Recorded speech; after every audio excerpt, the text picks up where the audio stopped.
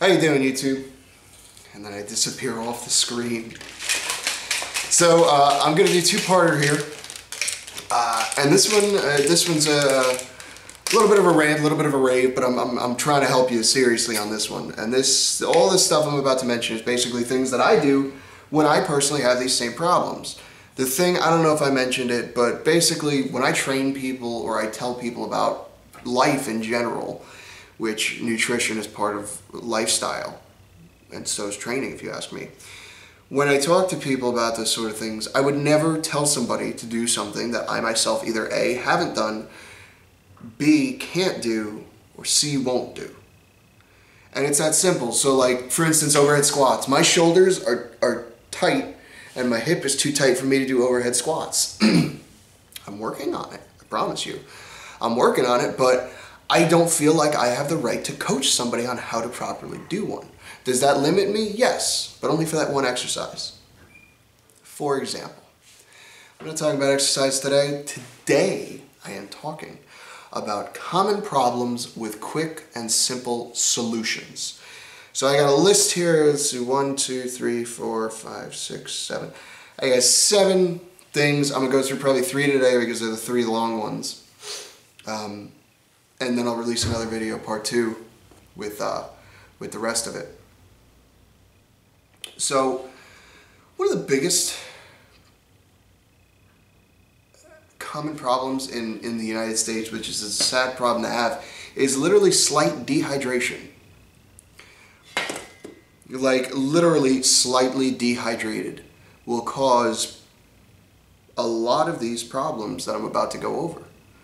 And remember it for part 2, because when you think about it, when you hear the ones on part 2 tomorrow when I talk about them, or the day after that, whenever I decide to release part 2, it'll be pretty quick after.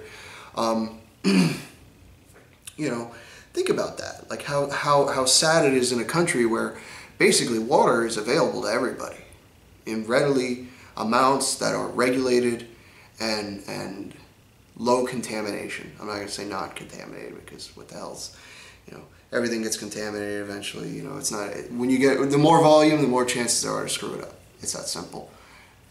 Once again, weightlifting is a metaphor for life. So, I would just hop right into it. Chapped lips, ashy skin, feeling dry is just dehydration. That is mild dehydration. It literally is. Pretty much one of the first things to happen is your skin will start to get like cracked and it will look dry, physically dry, because you're dry and you need water or some sort of liquid to hydrate you. Basically, the way to think about it generally is if it is wet and comes in a bottle, it will usually hydrate you. Alcohol is the only difference that I can think of off the top of my head that does not contain water, basically. And even alcohols that you buy at the store contain water because they're watered down. Even rubbing alcohol has alcohol in it. So, unless it's denatured. That's actually hardcore. That's straight up alcohol. I digress. So, chapped lips. Very simple problem with a very simple solution. And honestly, if you just drink some water, that'll fix it right up. And another thing I wanted to mention about chapped lips, and this is something that I do. I have never bought a tube of lip balm. Ever. In my entire life, I've never bought it. I have always used petroleum jelly instead of lip balm. Because I always have petroleum jelly somewhere. I keep a tub in my car, in both my cars. I keep a tub in my apartment. I keep a tub at work. Because the shit can be used for so many things. Including that too, you dirty-minded fucks. I'm thinking it too. So you got chapped lips, right? Well, you drink some water, your lips are probably still going to be chapped a little bit for quite a bit while later. Because generally speaking, once your lips have dried out, that means the rest of your body dried out. Well, your body's going to rehydrate the rest of your body before it decides to do it to your lips. So you're going to want something to basically soothe that problem and also prevent it from chapping further, prevent them from chapping further. Well, Lip balm does that. To me, I don't like lip balm because it dries out and it feels chalky. You know, it's like clumpy. You can't really, if you take a stick of lip balm, most of them, and you grab it and you pinch it, you'll see it's like clumps, right? Clumps start coming out, stuff like that. Whereas with petroleum jelly, you shove your hand in a thing of petroleum jelly and you start doing this. It's basically just really, really thick oil that you can ingest without dying. Hence the name petroleum, because they're both made out of petroleum. Actually, I don't know if petroleum jelly is made out of petroleum. But look, I think if you can buy a tube of chapstick for 60 cents or $1 something, I don't know how much they actually are. I know some of them go all the way up to $6. Some of them even more. I think some are like 12, those ones with like the SPF. And that's fine if you want to buy that for the lip protection, because nothing is more unsexy than lip cancer, except maybe breast cancer. That's, nobody wants to see a mastectomy happen, you know what I'm saying? But you don't want to be missing lips either, trust me. I mean, that melanoma of the lip, that's look at those pictures, that's just nasty. And it's, I guess in this day and age you could call it preventable. So, I mean, you know, if you want to do that, I would never tell you not to do that.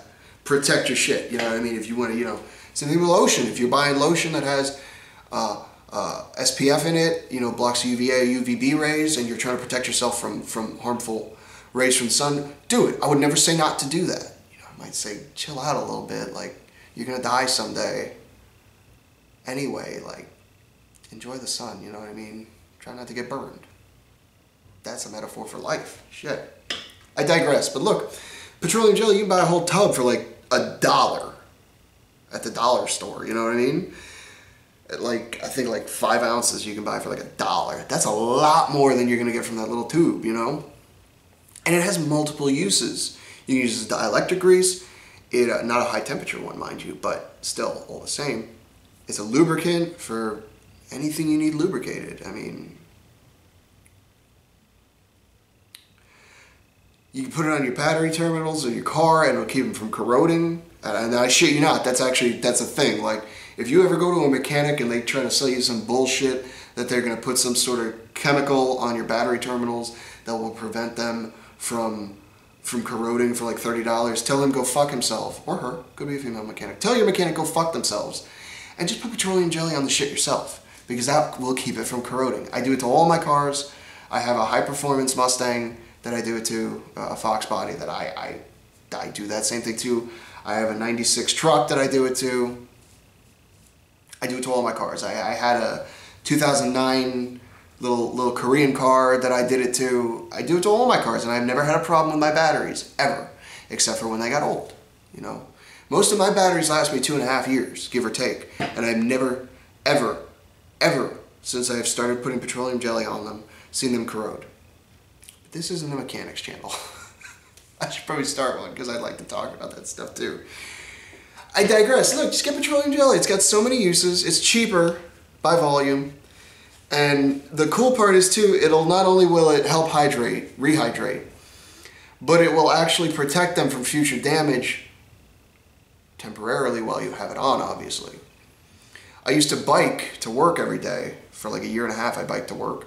And the cool thing is you can layer it on, right? You just tap it and it just layers on. And when the wind would hit it, it's like you didn't even feel it. Because that windshield, let me tell you, that damages your lips. That hurts.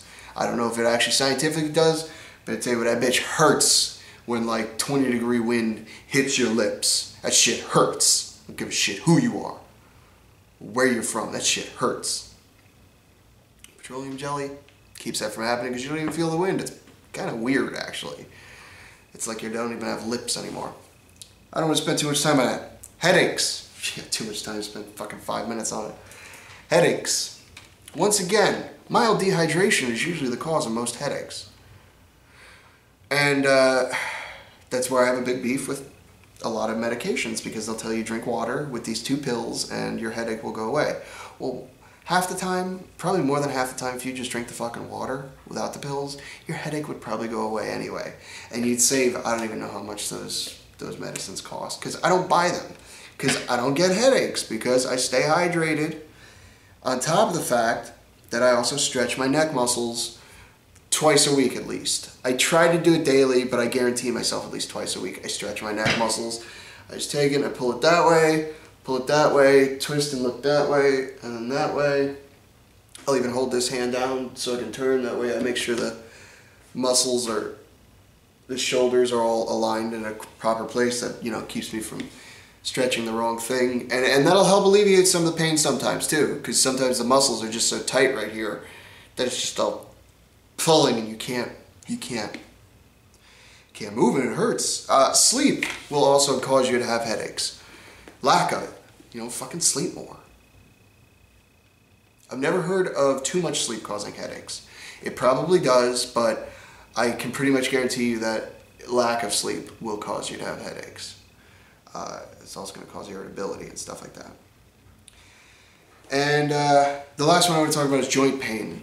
And I'm talking about general joint pain, like not arthritis, but basically arthritis means joint pain. The scientific backing behind it is not, it's not as simple as arthritis is joint pain. But it kind of is. That's basically what arthritis is. But the causing of it is an actual medical ailment, degeneration of bones, stuff like that. Or not bones, the cushions between them. But joint pain is, once again, I guarantee you, a lot of people out there will simply have joint pain because they're dehydrated, because the cushions between the bones are flattened because they have no moisture in them. It's that simple. But the best thing I've ever done for myself when I have joint pain is honestly pineapple juice. My left knee sometimes gives me... No, it's my left knee? It's my right knee. I apologize. My right knee sometimes gives me trouble. It hurts. I'm like an old person. When it rains, the pressure changes. My knee starts to hurt. It's weird. I had an injury when I was really young, and it's kind of been funny ever since. Sometimes. Well, drink pineapple juice. I don't know what's in it. I should have researched it a little bit to give you a more scientific answer. It's probably a little bit anti-inflammatory, but I know for a fact that when I drink it, it helps my joints. The next day I feel great. So pineapples, pineapple juice, go for it. Big advocate. Stretching will also help your joint pain, because sometimes the muscles, the muscular imbalances will cause joint pains. If you have one side of the muscle pulling on your knee one way on the ACL, and then you got to pull in the other way on the PTL, that can cause pain in your knee because of that imbalance, and it'll hurt. So, you know, stretching will once again help your joint pain because it loosens up the muscles. Rest. If your elbows are killing you and you're a boxer, I mean, do the fucking math, pal. Or chick. Do the math. Like, you're constantly pushing and stopping your arm by hitting it, and all that shock is going through your body, through your arm, like that, right? Boom, boom, and it's shock waving all the way through. It's gonna hurt your fucking joints. Maybe you need to take a goddamn day off. Maybe you need some more sleep. Try it out, you know? I don't mean to sound condescending, but it's like these simple solutions to these problems. I'm just fucking mosquito. I'm not jittery today because I'm like on crack or anything. There's like a mosquito flying around me. I've been trying to like get him slowly, but to no avail. So yeah, rest. That can help your joint pain. And that's just 3 things with 3 quick solutions for this video. I would do, wow, I counted wrong. I counted really wrong. I'll do 3 more in the second parter of this. Again, I'm Will from Will Development. Follow me on Instagram at Will Development, Twitter at Will Develop MNT. I'm on Google+, Facebook.com/Will Development. And if you are suffering from mild dehydration in the United States of fucking America, what's your excuse?